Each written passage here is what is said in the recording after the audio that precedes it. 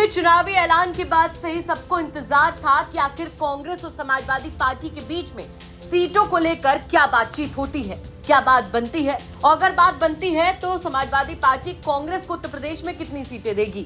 इस पर चर्चा चली रही थी कि अब इस पर बड़ा अपडेट आ गया है। आपको बता दें कि उत्तर प्रदेश की खाली 10 विधानसभा सीटों में से 9 पर उपचुनाव के लिए समाजवादी पार्टी और कांग्रेस का इंडी अलायंस एक अलग ही फॉर्मूले के साथ सामने आया है। सपा चीफ अखिलेश यादव ने खुद इसका ऐलान किया।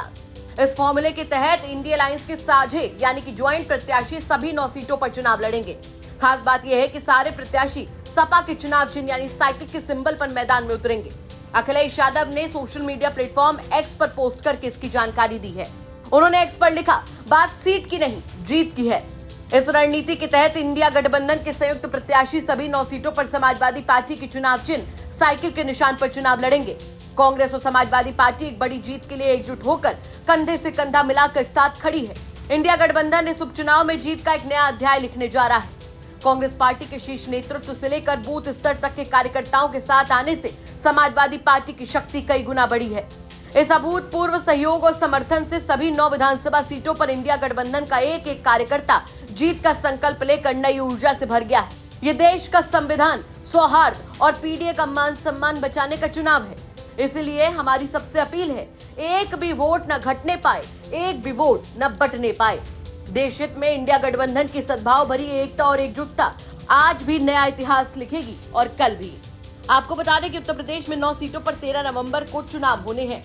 इस उपचुनाव को लेकर समाजवादी पार्टी और कांग्रेस के बीच समझौता नहीं होने की चर्चाएं लगातार चल रही थी। ऐसे दावे किए जा रहे थे कि कांग्रेस सपा की तरफ से ऑफर की जा रही गाजियाबाद सीट नहीं चाहती है। कांग्रेस की मांग थी कि उसे फूलपुर, मीरापुर और खैर सीट दी जाए। इसी बीच सपा उम्मीदवार ने बुधवार को फूलपुर से अपना नामांकन कर दिया। इसके बाद ऐसा लगा कि सपा और कांग्रेस में गतिरोध इतना न खिंच जाए कि गठबंधन पर ही संकट आ जाए।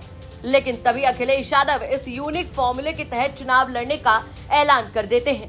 अब देखना होगा कि इस मामले में कांग्रेस की तरफ से क्या रिएक्शन सामने आता है और इस उपचुनाव में कांग्रेस और समाजवादी पार्टी के बीच का समन्वय कैसा नजर आता है। क्या कहेंगे आप इस खबर पर? कमेंट बॉक्स में जरूर बताएं। ब्यूरो रिपोर्ट यूपी तक।